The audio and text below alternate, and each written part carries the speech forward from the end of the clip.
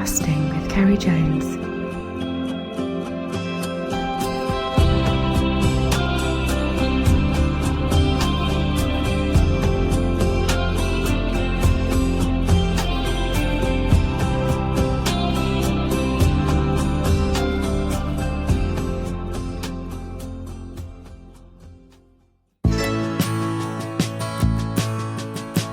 Hi guys, and welcome to this week's podcast.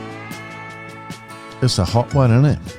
Well, I gotta say, I haven't fished in these conditions for such a long time, actually, for the length of period that it's lasting.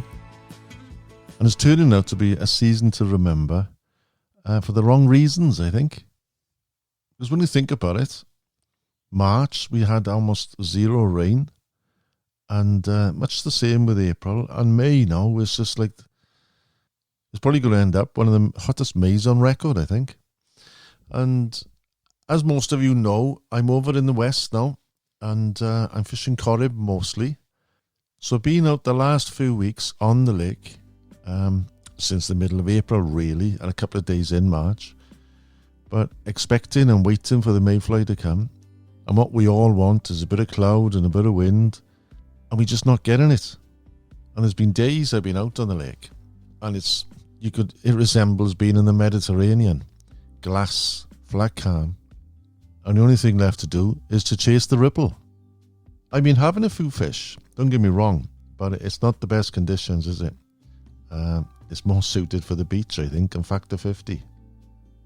So like I said, it's going around the islands, looking for the breeze, looking for the fly coming off, and just fishing dries. That's all I've been doing, and to be honest, I love it. It would be better a bit of cloud. But after saying that, the guys fishing the buzzers, they've done pretty well down the bottom end of the lake, especially around marker 50, Saddle and Lime Island. So a gentle breeze, that's all you want. I think it's more suited to fishing the buzzers than it is for the dries. And they've been on the buzzers for quite some time, and they're still on them. But I did have a couple of days in April, and had some nice fish up to £3, just over £3. Even when I was catching, I was thinking, I'm looking forward to the Mayflies up. Because I do like fishing either dries or the wets in a big wave. And for anybody coming to Ireland, for most of us, it's the Mayfly is the cream of the sport. What we all look forward to every year. And just to run through briefly what it's like to those who haven't experienced it. The Mayfly, after being in the lake bed for 2 years, comes up to the surface, hatches out usually in the mornings, and then once hatched, head to the trees and do their dance and mating, and they stay in the trees until the evening time, and that's where they turn into what's called a spent, where they return to the water to lay their eggs and die. So whereas over the years a lot of people were just fishing wets and dries, nymph fishing has become a lot more popular, because when you think about it, the number of flies which are on the surface, the number of trout you see, there's at least 10, 20 plus fish feeding down below on the nymph. But for me, there's nothing better to fish dries. But over the last couple of weeks, it's been calm. You know, you've been lucky to have anything of a hint of breeze, even like a 4 mile an hour breeze would be something good to look forward to, but there's not even that. So in the morning, it doesn't look attractive to go out, but it's plain to see as soon as you go out on the lake, the shucks are everywhere. And when I say in the mornings, probably head off 10 o'clock, something like that, usually out to the lake. So it's plain to see that there's been a lot of activity in the morning at hatches, even maybe as early as 5 or 6 o'clock. But if you're like me, I don't normally get up that early. So really speaking, we've missed a lot of the action of the fly hatching off, and they're in the trees by now. So the idea is to look for the islands where you get most activity with the mayflies. And the best way to do this is to look at the gulls and look at the birds, because even if there's no fly hatching off, the birds know the areas, and even if you don't see the fly, the birds coming down, picking off fly in the water. Usually that is when there's a good wind. Actually, you see them coming down, competing with the trout for the fly. You always see them hovering around the islands, waiting for them to come off. And the key then is to look for the lee side of the island for obvious reasons. For any breeze that comes, it will blow the mayflies onto the water. So this is where the likelihood most of the trout will be, waiting for the fly to come off. And they could be, what you find is in the calmer conditions, the trout will stay quite close into the shore, waiting for the fly to be blown off. But on these big windy days, you could have the trouts going way back 100 yards down the drift, and they'll still come up waiting, looking for these fly to be blown onto the water. And there's nothing beats it. It's so exciting. But we've had very little of that the last couple of weeks. It's been non-existent, actually. So most of the fly we have seen, or most of the fish rather, we have seen feeding, have been close in on the islands. So for me, most of the fish have come within 30-40 yards of the shore, and I've concentrated on those areas, hunting around, as I said, looking for ripple. And we've had a few fish, but not the big bags I was hoping. When I say big bags, to have 4 fish or 6 fish is nice. But more often than not, it's been the 1 fish or 2 fish if you're lucky. One day I had 2 great fish come up for the dries off Inish Cash, and I've always done well off there. I've had a numerous fish over the years, sort of 4 to 6 pound. For some reason, they love it there, and it's been kind to me. And this one day, I actually managed to rise to us all day, but they were 2 great fish, and they both eventually threw the hook. So at least you get an activity, even on the most difficult days. And to be honest, I find if you're not going to catch, I'd rather not catch fish on dries than not catch fish in anything else, because you do get the swirls, maybe the mistakes, the lost fish. If I had to have a fish, I think of all the methods, I'd stick to the dries, because you usually get at least a take or 2, no matter what time of year. Now when it comes to the spent, as I say, when the fly get back onto the water then to lay their eggs, Corrib isn't really known for it, although it does happen, but it's mostly the midland waters which gets most of the sport. For the obvious one is sheeling. Now last year I had a fantastic time on sheeling, and I hope to return later in the next couple of weeks. So to experience the spent, I headed up one evening and fished Lough Arrow. Now some of you might know, I've actually moved over here to the west full time now, and I'm staying in a place called Riverstown, which is it's only like a 10-minute drive from Lough Arrow. So it's really convenient for me. So on the weekends, more often than not, I spend time up in Riverstown in Sligo. So we'll be getting all day on Arrow, but in the midweek, I spend all my time down on Corrib. So earlier this week, I had a chat with Colin Dodd and had the nod, you can say, that the fly is up and the spent coming out. It's always good to be able to have somebody at hand to tell you what's happening. It could be a waste journey, go to different places. But Colin, he lives on the shore, and his dad, Finian, and they rent out boats as well. And if anybody's looking for a boat on Arrow, definitely give them a shout. Only €30 a day as well. So I heard the spent was good, so I headed up. Got the boat sorted, and as we were talking, oh my God, you want to see the spent that were coming up. They were landing everywhere, on your hats, in your mouth, on your face, it was just like something biblical. And they were just waiting about to go out. I headed out around about, I think it must have been about 5 o'clock. And while tackling up, chatting with Colin and Finian, a lovely breeze picked up, which was a welcoming sight after being on the Corrib for a couple of days without a breath. So I was keen to get out. But I wasn't alone. I was joined by Sandra, my girlfriend, and it was a new experience for her as well, living only 10 minutes away and never been out in the lake. So I took a Welshman to take her for a trip on a local lake. But the evening was good. It was sunny. There was a bright sun, but there was a good breeze, and there was just lots of fly coming off. So we were given a couple of spots by Colin to try, and the first one was right over towards Ballindoon shore. Now the wind was coming off the Ballindoon shore, so I could see why there was a lot of boats there. They'd probably say a lot of boats. I think there was about 8 or 9 boats all around that area, and for obvious reasons the wind was blowing the spent out onto the lake. At this point it was only a very light breeze, but there were a few fish showing, but I do like to move around, I don't like to stay where there's a crowd, especially with wild browns. They spook so easily. So, after about half hour, I wasn't feeling it, and we decided to move. And the other spot I wanted to try, which Colin suggested again, is an area called Valentine's Bay, just behind Lidl's Island. Now, these names actually might not mean a lot to you, but it'd be worth you listening to the past episode. I've done an episode, a podcast with Colin and his father Finian. Well worth a listen. I'm not sure off the top of my head the actual the episode number, but have a listen. So anyway, Colin's tip was going on to Valentine's Bay, and the conditions are perfect. You couldn't make better conditions, and it's often the case in it. You'd put money on the conditions are right, you're going to have fish. So we drifted a couple of times along. There's a marker there and a rock.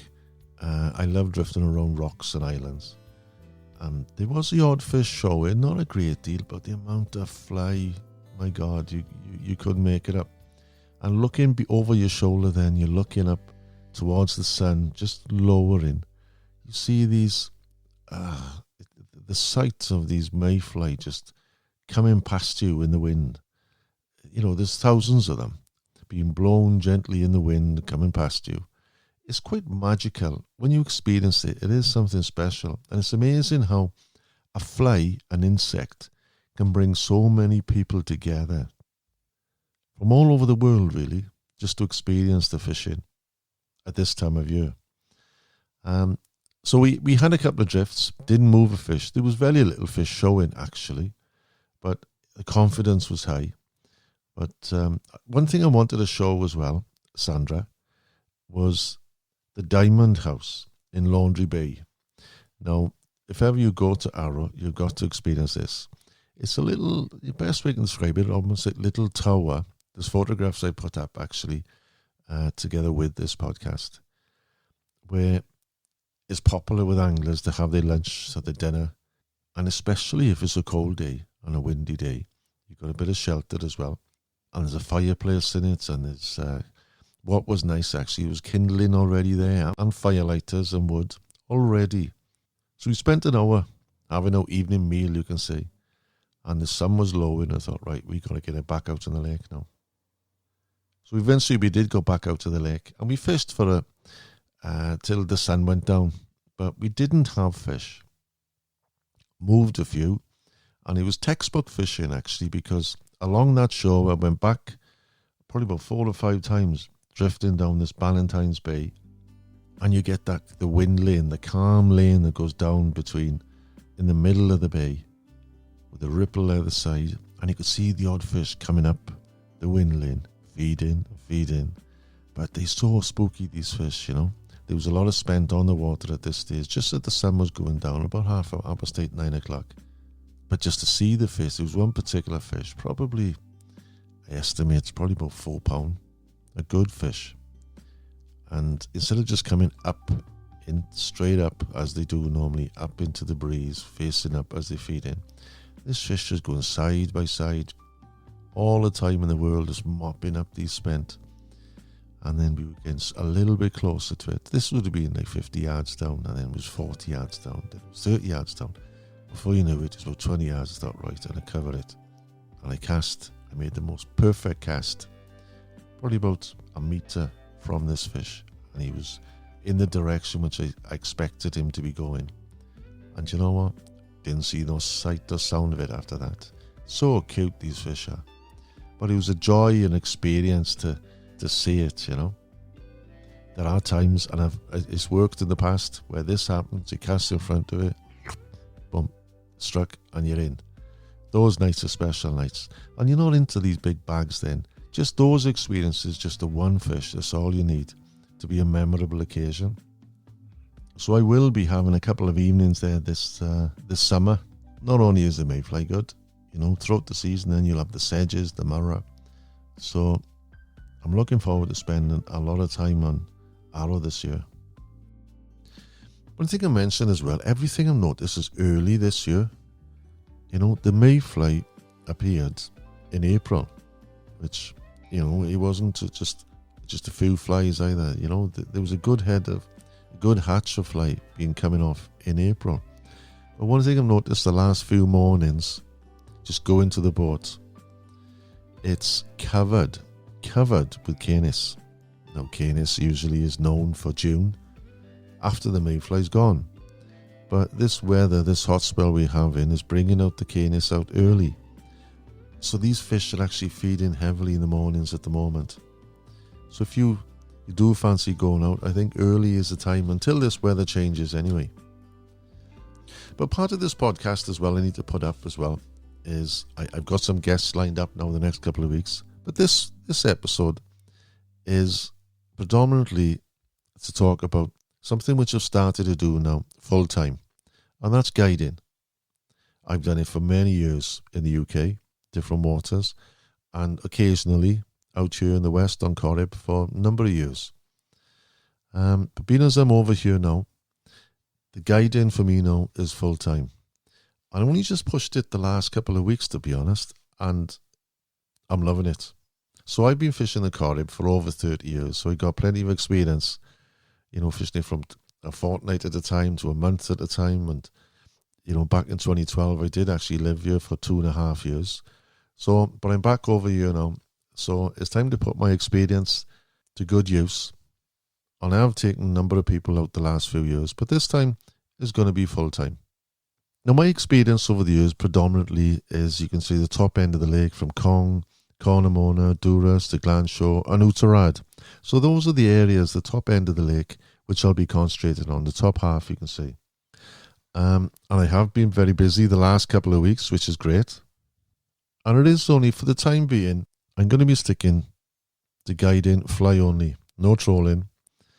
There's a couple of reasons for this as well. But what the main reason is, when you turn something into work, your main passion, your love into work, often you can lose your love for something, So for me, my love is the ferox. So I'm not going to be guiding for the ferox for the time being anyway. So when I go out now the next couple of months, fishing for the ferox is purely for my pleasure. So there's a couple of weeks left for the mayfly. So if you're interested, give us a shout. We can have a day or two. I have got just a few days left in May availability, but there's more to Corrib than mayfly. Because fishing can be had throughout the year. June and July, you get a second hatch of mayfly if you missed the first one. And then August, you get the sedges. And September, the daddy longlegs as well as the sedges. And this weather won't last forever. But I got a busy week ahead of me all next week. And hopefully the weather's going to change. I think it is. I think you go 1 or 2 days of cloud at least. Not so much wind, I don't think. There are a few days forecast. But you can never tell from the forecast anyway, can you? And the response has been really good. And I've had already inquiries about a couple of days and arranging accommodation. So any anglers in the UK listening, any of my patrons, if you fancy it, you can fly over to Dublin or to Knock. If you fly to Dublin, get your way over to Galway. You can either catch a bus from the airport. A few times in the past, I've just jumped on the train. It takes you directly to Galway. And I can pick you up then from Galway, because there's only a short drive then, up to the lake. Or if you fly into Knock, I can pick you directly up from Knock at the airport. And I can also arrange accommodation. There are some great accommodations to suit everyone's budget. And you don't have to bring all the gear with you. If you bring your van or your car, that's great. But if you are flying, you don't have to bring a lot of gear. Just travel light, as I can supply all the gear you'll need. Just turn up and fish. Give us a shout, and instead of arranging like a 3-4 day trip, I can do the bespoke trips. Just let me know what you want, when you're going to come, and I can arrange something for you. And for those of you who haven't been over here, it'll be an experience. And I can assure you, it won't be the last time either. So I am now literally going to be heading out the door now in the next few minutes and head off and have a lovely evening's fishing back on Arrow. Well, tight lines, and as always, may they always be up in the wave.